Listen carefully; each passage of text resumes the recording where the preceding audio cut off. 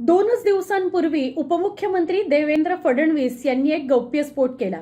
ते असं म्हणाले की पहाटेच्या शपथविधीला शरद पवारांची परवानगी होती। पहाटे शपथविधी होणार आहे अजित पवारांसोबत याची शरद पवारांना कल्पना होती।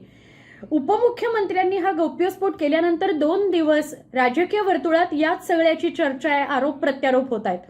विरोधी पक्षनेते अजित पवार यावर बोलतील अशी अपेक्षा होती, कारण देवेंद्र फडणवीस आणि अजित पवार मिळूनच पहाटेचा शपथविधी झाला होता।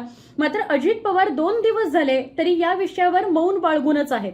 आज पुण्यामध्ये एका कार्यक्रमाकरता ते आले होते, त्यावेळी पत्रकारांनी त्यांना गराडा घातला की या प्रश्नाचं उत्तर द्या। पहाटेचा शपथविधी शरद पवारांना माहिती होता, त्यांची परवानगी होती, पण आजही अजित पवारांनी उत्तर देणं टाळलेलंच आहे। प्रसार माध्यमांना टाळून ते निघून गेलेले आहेत।